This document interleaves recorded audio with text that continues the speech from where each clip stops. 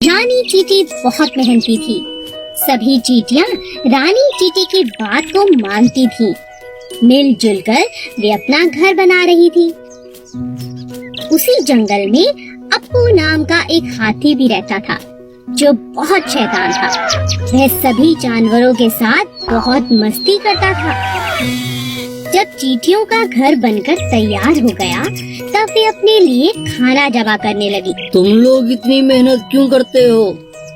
कितना थक जाते होंगे। मैं अपनी सूंड से तुम्हारे घर को कभी भी नष्ट कर सकता हूँ। ये मेरे बाएं हाथ का खेल है।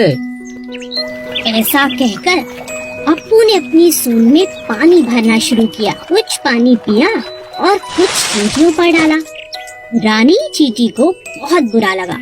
उसने कहा, हम बहुत दिनों से इतनी मेहनत कर रहे हैं अप्पू, पानी डालकर हमारी मेहनत को बर्बाद मत करो। मैं जो चाहूँ कर सकता हूँ। तुम बहुत घमंडी हो अप्पू। हम सभी जानवरों को मिलजुल कर जंगल में रहना चाहिए। हम सब एक दूसरे के काम आ सकते हैं। तुम इतनी छोटी चींटी, तुम मेरी कोई मदद नहीं कर सकती। कुछ दिनों बाद जंगल में एक शिकारी आया। उसने अप्पू को पकड़ने के लिए जाल फैलाया और अप्पू उस जाल में फंस गया। तभी रानी चींटी की नजर शिकारी पर पड़ी। उसने अप्पू हाथी की जान बचाने की सोची। वह अप्पू के पास गई और बोली, अप्पू दोस्त, घबराओ नहीं। मेरा दोस्त चूहा तुम्हारा जाल काट देगा और इस शिकारी को तो मैं मजा चखाती हूँ।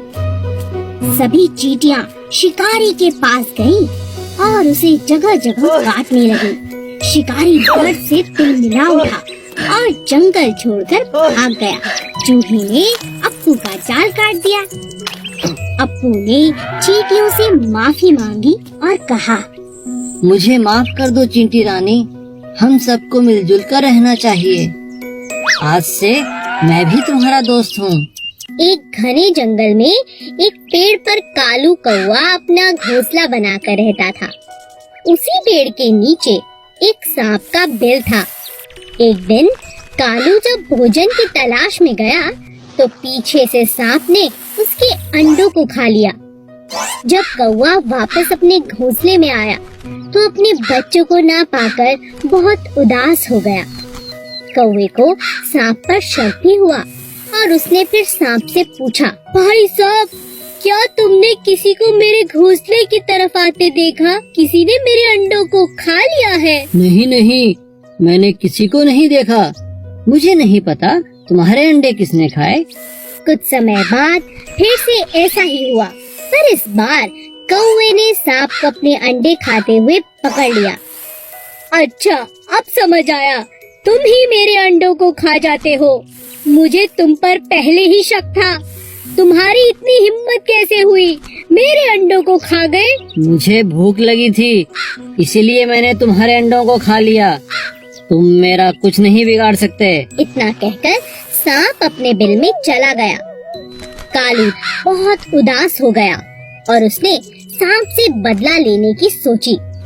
फिर वह उड़ता हुआ राजा के महल की तरफ चला गया। तभी उसकी नजर महारानी पर पड़ी, जो तालाब में स्नान कर रही थी। महारानी के कीमती जेवर तालाब के किनारे पड़े थे, जिनकी निगरानी उनके सिपाही कर रहे थे। कालू कौवे को एक उपाय सूझा। वह एक लंबा सा हार अपनी चोंच में फंसाकर उड़ने लगा। सभी सैनिक कौवे का पीछा करने लगे। कालू ने चालाकी से उस हार को सांप के बिल में डाल दिया। जब सैनिकों ने बिल में डंडा मारा, तब बाहर निकला सांप, जिसके गले में महारानी का हार था।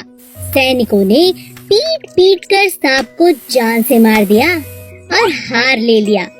इसी तरह कालू कौवे ने सांप से अपना बदला ले लिया। एक जंगल में एक बहुत ही खतरनाक शेर रहता था।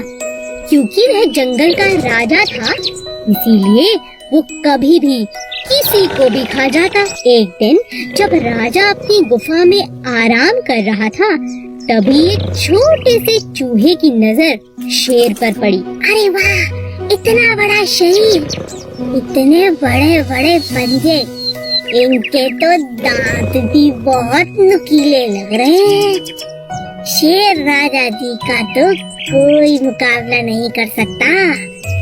तभी सब जानवर इनसे इतना डरते हैं। चलो गुफा में अंदर चल के देखता हूँ। जैसे ही चूहा शेर के पास पहुँचा, अचानक शेर की आँख खुल गई और उसने चूहे को दबोच लिया।